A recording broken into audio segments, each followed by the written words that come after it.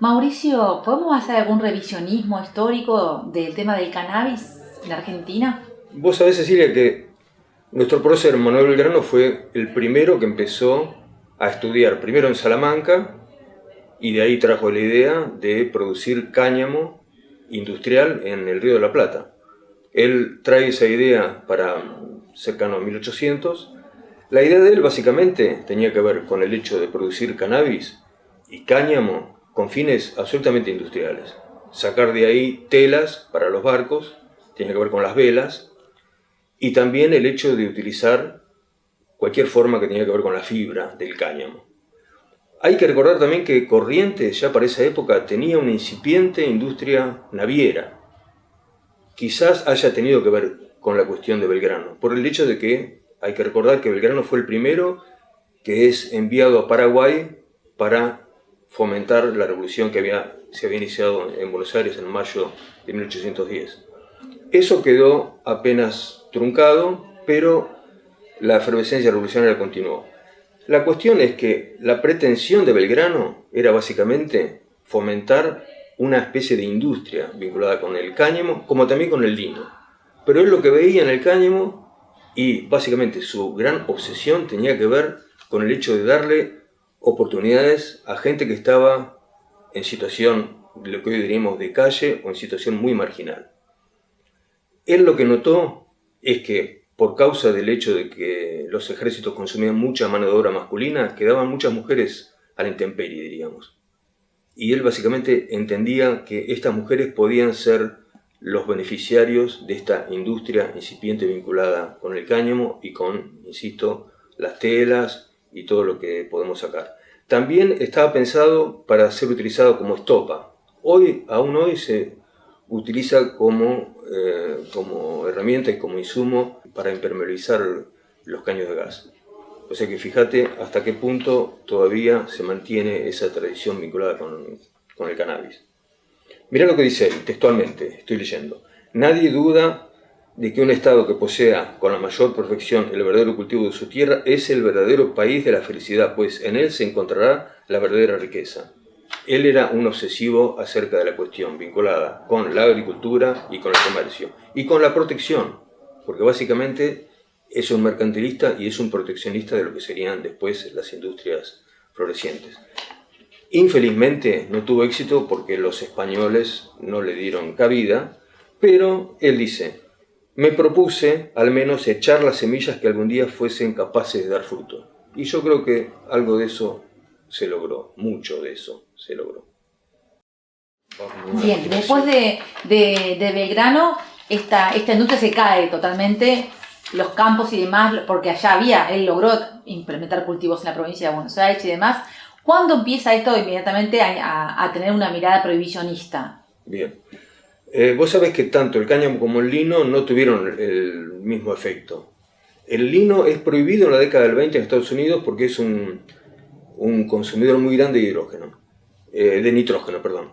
El lino es un producto muy consumidor del nitrógeno de la tierra. Se prohibió en Estados Unidos, pero se divulgó en nuestros territorios. De ahí se extrae el aceite, infinidad de productos derivados de la planta. El cáñamo pasó a ser parte de lo que sería el prohibicionismo a partir de la década del 30. Pero en la década del 20 ya hay estudios, especialmente un libro de Mauro Federico y de Llorens, que guarda relación con la cuestión de la prohibición que se da después de los 30. En los 20 ya habían detectado fumaderos de opio y antros de consumo de cocaína. También se hablaba muy esporádicamente de cigarrillos perfumados. También se les llamaba como cigarrillos medicinales al consumo de marihuana. Algunos que padecían de asma lo usaban como broncodilatador a la marihuana.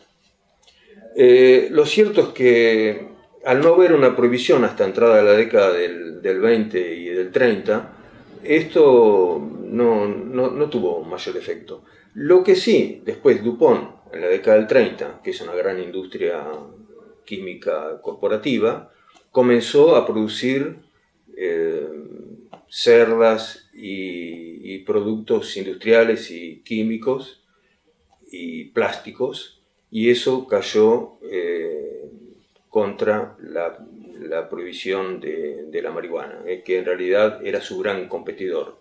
Hoy sabemos que en realidad es mucho más eficiente y eficaz todo lo que sean productos naturales antes que los químicos. Pero bueno, eso infelizmente cayó en desgracia hasta los años 2000.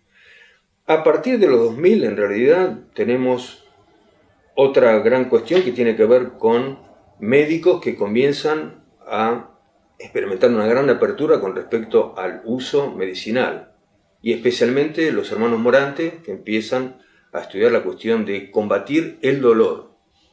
Ellos dicen, básicamente el dolor no es solamente algo específicamente corporal, sino que también impide que la persona continúe una vida social regular. Esto ayuda mucho. El aceite de cannabis ayuda mucho en paliativos vinculados con el dolor. Las enfermedades con las que está involucrada esta cuestión son varias. Ellos hacen un raconto y fíjate que son, por ejemplo, cáncer, esclerosis múltiple, ELA, epilepsia, Parkinson, fibromialgia, autismo, problemas para conciliar el sueño. Son casi 70 enfermedades que ellos detectan que algunas provocan más o menos cantidad de dolor, pero básicamente esta es la gran contribución del aceite de cannabis y otros derivados de la planta. Empieza a registrarse científicamente los aportes terapéuticos medicinales. Sí, cosa que ya se venía haciendo en Europa y Canadá y Estados Unidos, pero bueno, y empieza también a haber una especie de apertura de la ciencia con respecto a los nuevos productos que no eran los tradicionales y que no eran los farmacológicos, diríamos. Eso me parece que ayudó mucho. Estamos hablando de los 2000, pasaron más de 25 años, se avanzó muchísimo en esta cuestión. Hoy nadie se animaría a desacreditar estos avances que ha hecho la ciencia con respecto a eso. También hay que considerar el uso animal, no es solamente el uso humano. ¿Qué registros hay en este revisionismo histórico en el arte, en los temas vinculados al cannabis? ¿Qué cosas aparecen en nuestro país?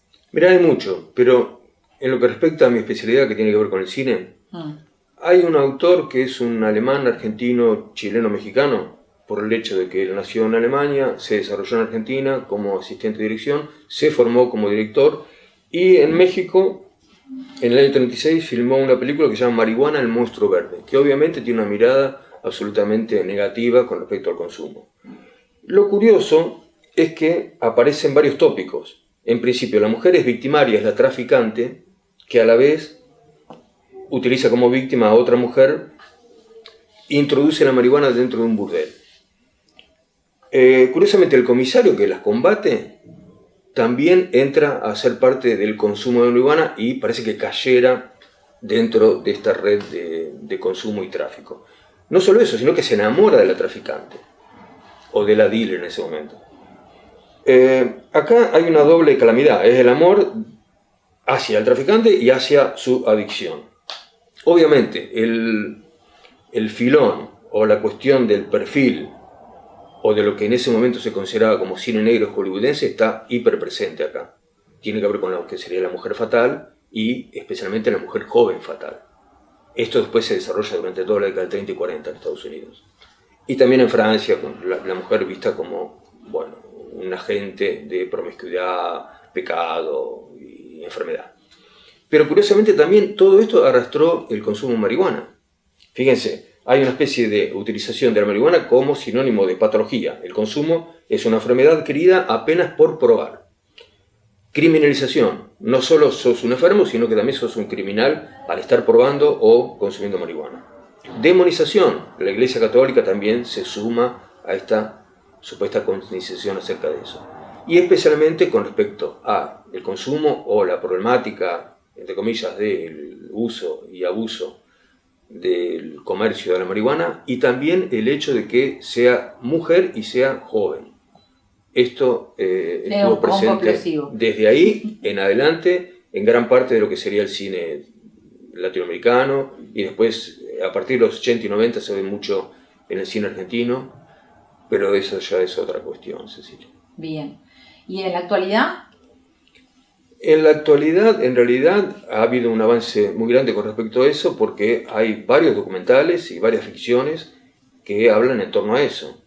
Entonces, bueno, ya sabemos que en realidad hay un uso destinado a paliar efectos nocivos de enfermedades. También, O sea, con otra mirada que no es la prohibicionista, ¿no? ni la prohibicionista, ni tampoco la demoníaca, ni la admonitoria, ni tampoco lo vinculado con el pecado, la delincuencia, la juventud como sinónimo de perversión y todo lo demás. De esa cuestión creo que nos hemos salvado. Ahora resta por pelear por otros terrenos que tienen que ver con el hecho de lograr una conciencia mucho mayor dentro de las capas, especialmente juveniles, para que sean los jóvenes precisamente los que cultiven otra forma de producir cáñamo de manera mucho más abierta, legal y libre de cualquier tipo de presión social como también estatal. ¿Te parece que el arte es una buena herramienta, un buen vehículo para hacer esa transformación social? Especialmente las artes que ahora están vinculadas con las redes sociales, sí, sí, los audiovisuales son las mejores maneras de poder hacer que las nuevas mentalidades cambien. Cambiar una mentalidad no es cuestión de un día para otro. Una ley puede cambiar alguna cuestión de un día para otro, pero una mentalidad lleva a veces décadas de cambiar. No es casual que se haya prohibido en la década del 30 y que recién en los 2000 en Argentina estemos atravesando una nueva etapa. Conozco un colega que tuvo un episodio de consumo y de portación de marihuana en el año 84 y todavía la causa le sigue abierta. Cada vez que tiene que viajar al exterior tiene que pedir una cuestión vinculada con el ministerio. Hace 40 años que sucedió y él ya está en otra cuestión ajena a todo eso, pero todavía está lidiando con eso, hace 40 años y estamos en democracia. Imagínense lo que puede haber sido en otras épocas, ¿no? Bien, perfecto.